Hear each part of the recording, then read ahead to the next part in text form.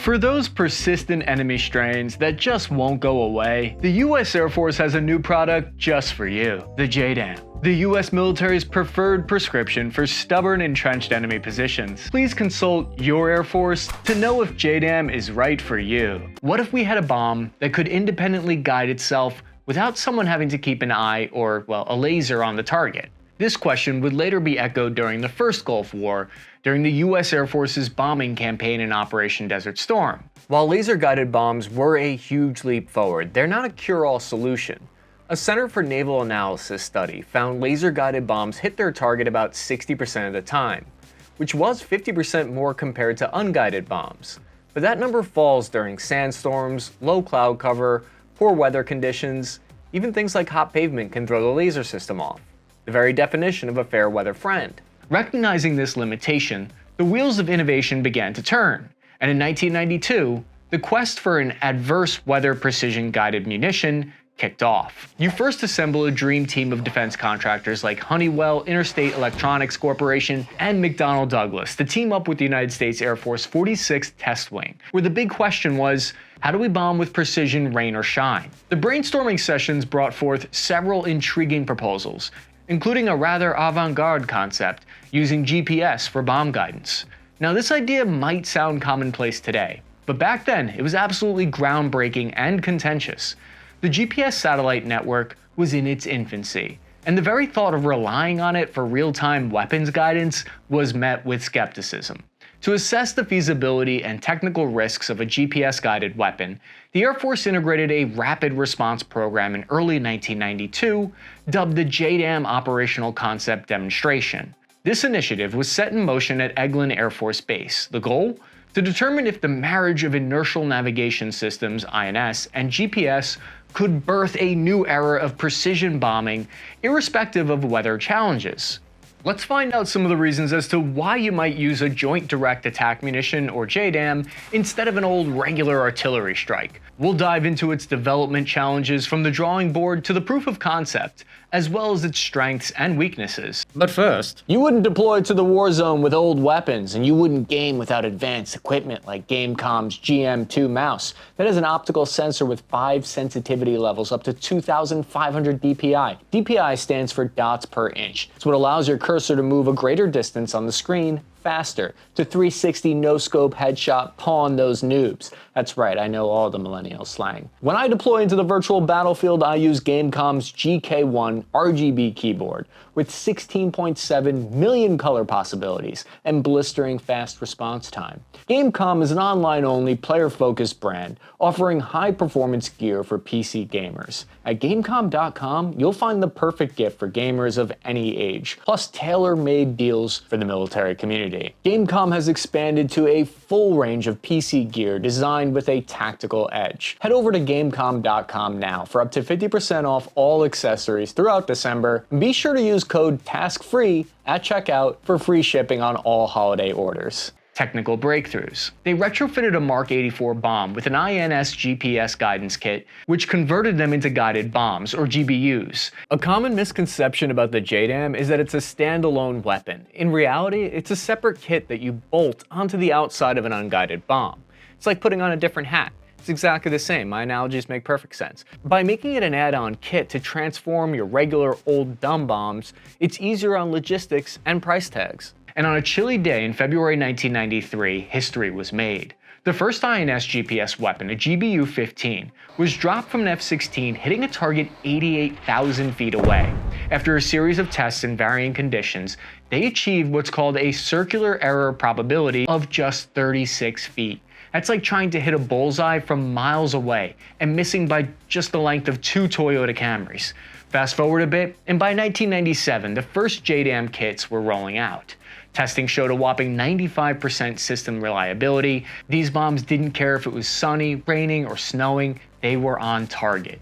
The JDAM and the B-2 Spirit stealth bomber made their combat debut in Operation Southern Watch over Yugoslavia, with B-2s delivering over 650 JDAMs. Each kit had an original cost estimated at $40,000 per tail kit. However, competitive bidding saw them being produced as low as $18,000.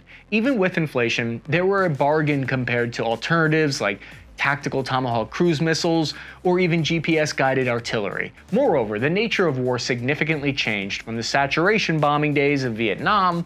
The 1990s arrived with greater coverage of foreign conflicts by the media, and more interconnected world that would collectively grasp and actively reject any war where civilians are accidentally struck. Because of this, due in part to their ability to minimize collateral damage, precision-guided munitions have become a critical component in US military operations, particularly in Afghanistan, Iraq, and Syria. JDAM's early deployment over Yugoslavia contributed to the growth of the JDAM family of weapons, perfecting the performance of the guidance kit on the same Mark 82 low-drag general-purpose bomb that was extensively used in Vietnam, particularly the 500-pound, 230-kilogram variant of the Mark 80 series, which was a streamlined steel casing containing 192 pounds of high explosive known as tritonol, which is a mixture of 80% TNT and 20% aluminum powder, giving the DoD a literal 18% more bang for their buck. Moreover, enhancements such as improved GPS accuracy resulted in a system reliability of 95% with a 9.6 meter accuracy rate, which in the case of a bomb with a lethal radius of approximately 80 meters or 262 feet across, it's more than enough. So much so that this small distance of variation is considered a direct hit, giving this system a lethal area of approximately 2,400 square meters or 25,833 square feet.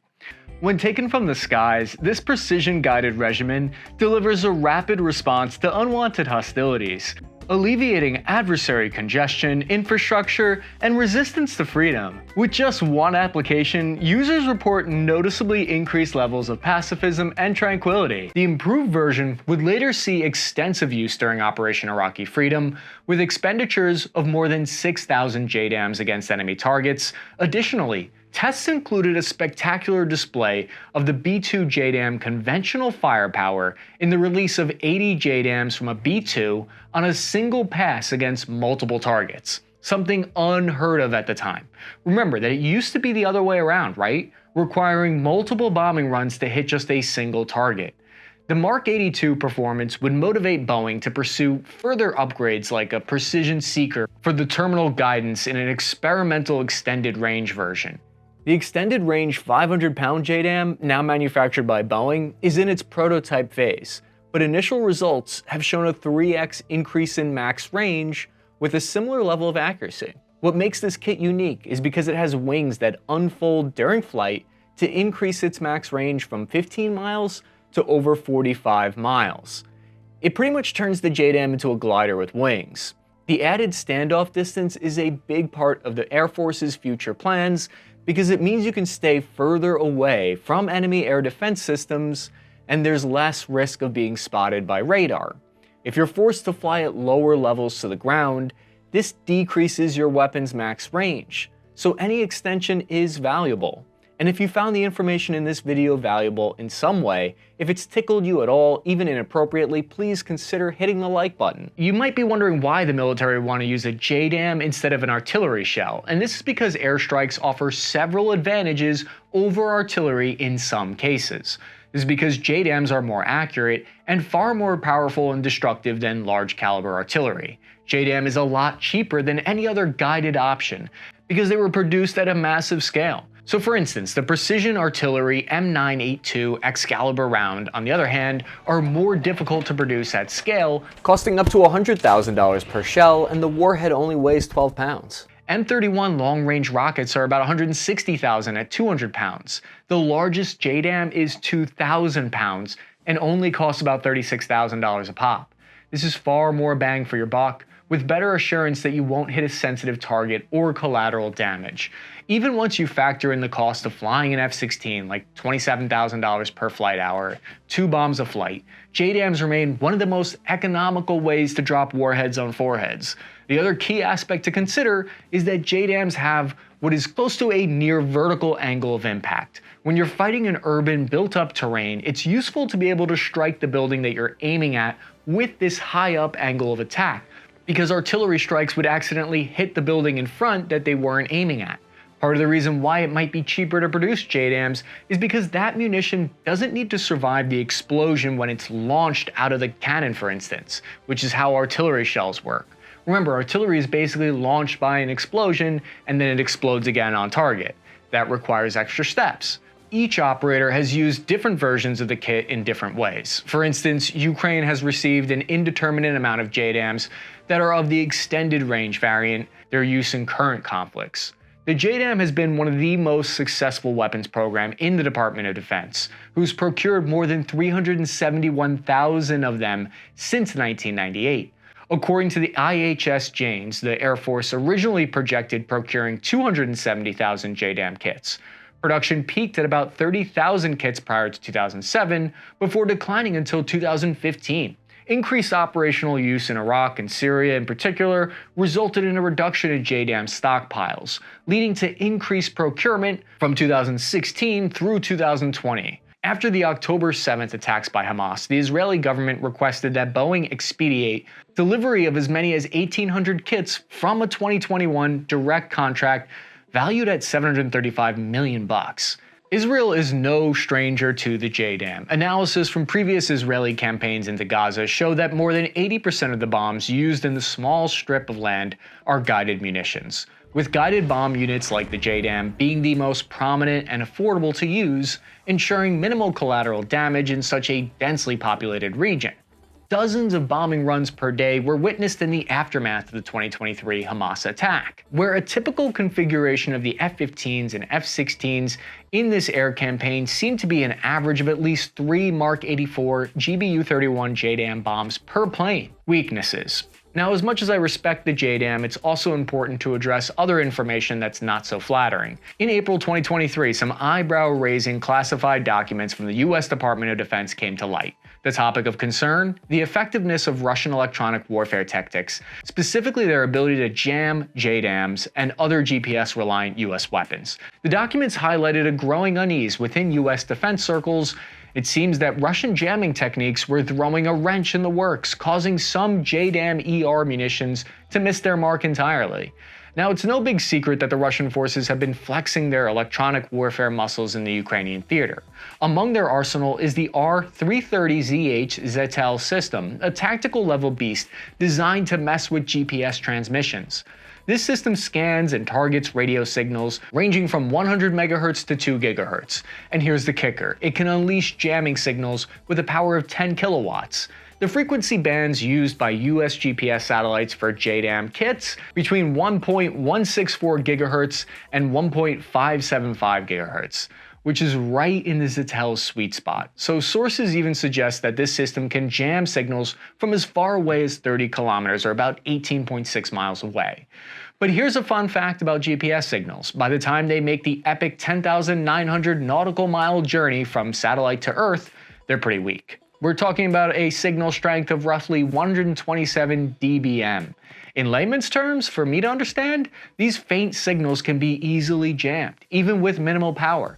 So is this the end for the JDAM? Not quite. The director of the Joint Navigation Warfare Center weighed in on the matter. After some thorough analysis, they believe that GPS jamming shouldn't have thrown off the JDAM ER strikes, especially when you consider where the targets were in relation to the active Russian jammers.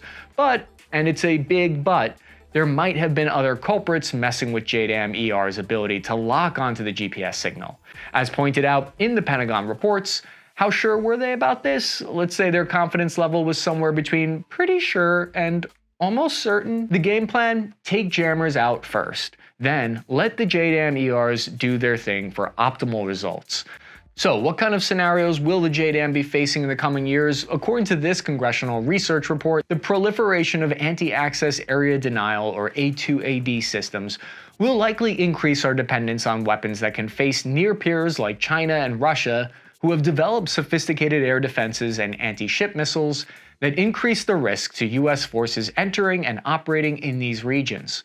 As a result, the DoD has conveyed to Congress its need to sustainably procure the munitions. So what do you think? Let me know your thoughts on the JDAM's unique capabilities.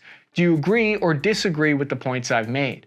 I look forward to reading your thoughts in the comments section. I'm your average infantryman, Chris Cappy. Follow me on Instagram at CappyArmy, and make sure to check out our other videos while you're here. Thank you guys for watching, and I'll see you soon. JDAM. Wow, that was a fucking big explosion. Side effects may include getting the local population even more mad at you than creating 10 times as many terrorists as there was before.